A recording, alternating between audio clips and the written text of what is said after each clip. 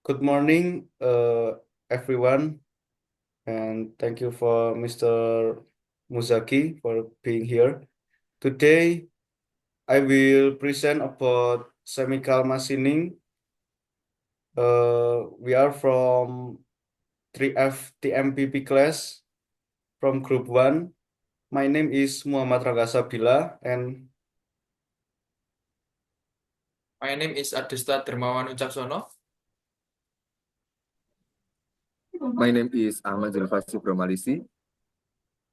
uh, we will explore how it works, its application, and why it's important in modern industries. Let's start with the basic of this process. Next. Definition.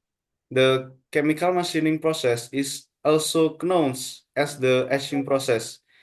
In this process, we are just dipping the workpiece into a tank of chemical solution, and in just a few seconds, we will be obtaining the desired structure on the workpiece. This process uses a strongly acidic or alkaline chemical reagent to remove material from the workpiece. Next. The history. The history of chemical machining is this is an age-old process prior to 400 BCE when organic chemicals such as citric acids and lactic acids were used to etch metals to manufacture the desired shapes of armors. In 1782, the discovery was made by John Senebier that certain resins lost their solubility to turpentine when exposed to light, that is, they hardened. This allowed the development of photochemical milling, where a liquid mascan is applied to the entire surface of a material, and the outline of the area to be masqueraded by exposing it to UV light. Photochemical milling was extensively used in the development of photography methods, allowing lights to create impression on metal plates. One of the earliest use of chemical etching to mill commercial parts was in 1927, when the Swedish company Aktia Bolaget Sparator patented a method of producing etch filters by chemically milling the gaps in the filter. Later, around the 1940s, it became widely used to machine the samples of very hard metal.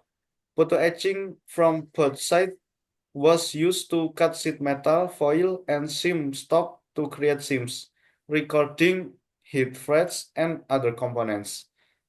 Next, the working principle.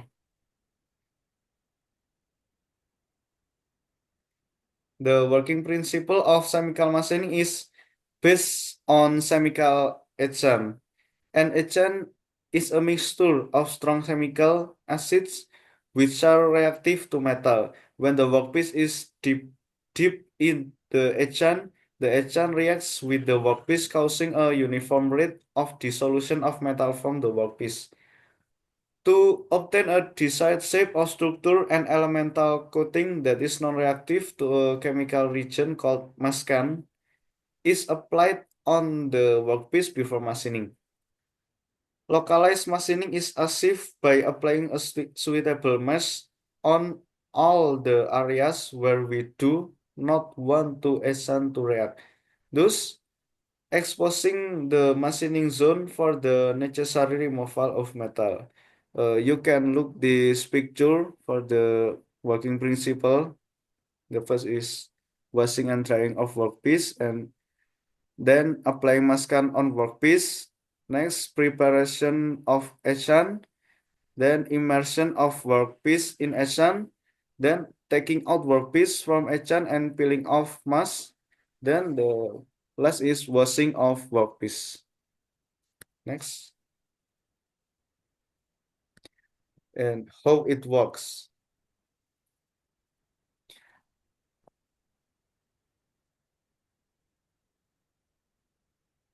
Chemical machining involves 4 major processes performed in a series. Cleaning. Cleaning is a preparatory process to ensure that the surface of the workpiece is free from contaminants, rust, and foreign particles. It is usually performed by high-pressure water jets, alcoholic solution, and diluted HCl. Masking. It is a process of applying masking over the surface of the workpiece. A layer of polymer or rubber is coated on the workpiece. Masking is done to prevent the area which does not require machining from the etching process. Masking is done all over the workpiece except the areas to be machined. Next. Etching. This is the process in which the required metal removal takes place. After perfect masking, the workpiece is dipped into the tank of the chemical reagent with the heater and the stirrer turned on. As soon as the workpiece is dipped, the etchant starts to react with the non-masked areas of the workpiece. The highly concentrated acid begins to react with the workpiece, altering its chemical features. This reaction causes the predefined portions to melt and separate from the workpiece layer by layer. In this process, the depth of cut is directly parallel to the time for which the workpiece is dipped. The more time the workpiece is in the etchant, the more metal is removed. The less time, the less is depth of the depth of cut. This is calculated by the formula E equal S per T, where E is etch rate, S is depth of cut required, T is time in second. Demasking. Demasking is a process of peeling of the masking that was applied before the etching process. Once the masking is removed once the masking is removed from the workpiece, the workpiece is again sent to cleaning operation where any leftover agent is washed away by pressurized cold water. The workpiece is then dried up and ready for final dispatch. Next slide. Component. So for the component, it consists of the following parts. There is a tank, heating coil, stirrer, and workpiece. Okay. Next.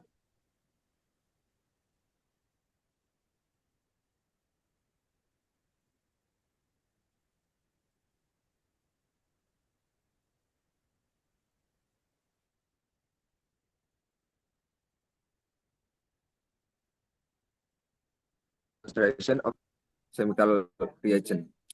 Heating coil. A heating coil is mounted at the lower section of the tank to maintain the temperature of the tank at a constant level. It is practical that in any metal removal process, the heat generation is natural. Also, the coil does cooling in necessary condition. Then a stirrer. A stirrer is placed in etchant whose main purpose is to mix the etchant consistently to maintain a uniform concentration and heat along the volume of the etchant. It is well known to us that the hot particles always accumulate at the top, leaving the cold below. So to spread the heat uniformly along the etchant, the stirrer is used. The stirrer also helps in the flushing of the dissolved metal from the workpiece, simultaneously breaking the bubbles formed during machining to oxidation. Workpiece. The workpiece is held in the etchant by the use of a hanger. In the case of small application, the length of the hanger is fastened over a mask area so that the fixing of the workpiece so that the fixing of the workpiece does not disrupt the machining zone. In the case of a larger workpiece, fixtures coated with rubbers and polymers are used to hold the workpiece. Chemical machining operation types.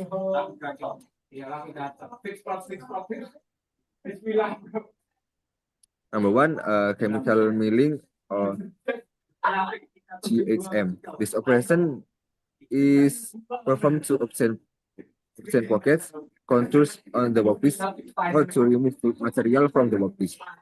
Number two, chemical engraving. This operation is performed to reproduce a special design on a workpiece with a lot of precision, like titles, brand names, serial numbers, and the other. Number three, chemical polishing. The operation is performed to make up a fine finishing or deburring of the workpiece. This is possibly by usage of lighter dilute chemical reagent. And then the last, photochemical machining. Photochemical machining is a process of manufacturing stress-free and crack-free components. PCM is used where micro details are to be machined on a workpiece.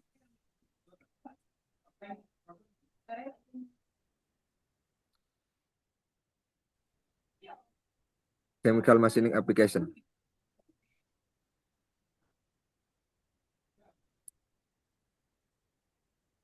Chemical machining application is in weight reduction of complex contours impossible by conventional methods.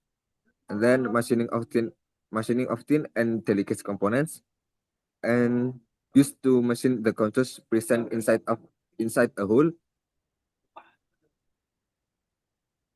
Used in automobile and aviation industries, and then make of fine screens and mesh. The next topic was the advantage of these machining methods. The first one is complex shapes and design.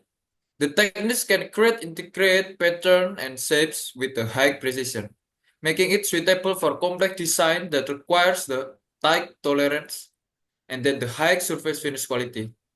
The resulting surface finish is often superior with minimal roughness, which is critical in application where surface quality is paramount. Uniform material removal. It allows for uniform removal of material across large surface area, which is particularly beneficial for achieving a consistent thickness and weight reduction and component like aircraft typically requires less expensive tooling compared to mechanical machining method, as the primary tool is the chemical solution itself. Burr-free components. The process produce parts that are free from the burrs, thereby eliminating from the time consuming the burring operation. Ability to machine hard and brittle materials. Chemical milling can effectively process hard and brittle materials that are challenging to machine that using traditional methods. No mechanical stress. Since their process does not involve mechanical force, it does not induce stress in the material, preserving its structural integrity. The last is that there is no distortion produced.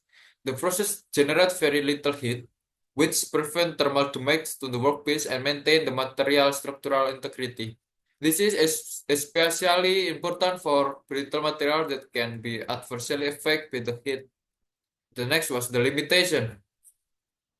The first limitation was a slow material removal rate. One of the significant drawbacks of chemical milling is its relative slow material removal compared to the other machining process, which can limit its efficiency for large production runs. Higher manufacturing costs.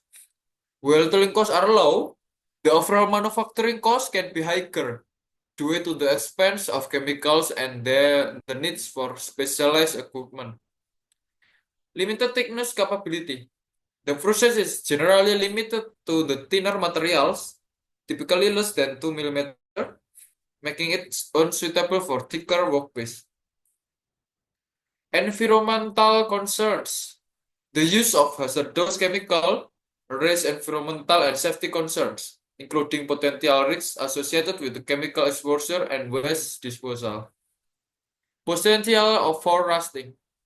After milling process, there may be a risk of rusting if the parts are not properly treated or coated post-process. Inability to produce sharp corners. The chemical etching process may not able to create sharp internal corner or features due to the nature of the chemical dissolution. The next was we talk about important parameter in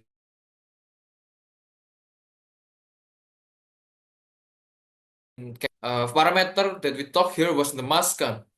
Maskatan is defined as a material used to coat the workpiece for preventing the portion of the workpiece from etching. Several factors to consider and selecting type of maskan. Should be inert to the chemical reagents used. Though to withstand handling, it should not change in its characteristic during machining process. Also withstand heat. It should allow itself for coating and scraping. It should adhere well to the workpiece, availability and low cost, of course. Then we can see here for workpiece and then for the maskan material. For the aluminum, we use maskan, butyl rubber, polymer, neoprene, copper, and its alloy use maskan polymer. Iron base use a butyl rubber and polymer. Nickel use neoprene. Magnesium use polymer. Titanium use maskan as polymer. There are three major techniques to apply maskan on the workpiece. There are cut and peel, screen printing, and the last is photoresist. Etchant can be defined as a mixture of chemical. The second parameter was the etchant. The etchant can be defined as a mixture of chemical acids, dilute or concentrates that can react with the metal and dissolve it. For the stable is so the workpiece material and then the etchant is used and then the operating temperature and then the etch rate. For example, I will say it is using workpiece material as a lead. Use etchant as FeCl3 and the temperature was 54 degrees Celsius and the etchant rate is not known because of the table didn't show it. The table etchant suitable for machining common metals like the nickel, titanium, magnesium, lead as I said before, FeCl3, brass or bronze, FeCl3, aluminum and its alloy. That's all from our presentation. If there are less information, if there are mistake information, we are sorry about that, but I hope someone will with this will know about the chemical millings better. And thank you for your time, for your attention. Thank you.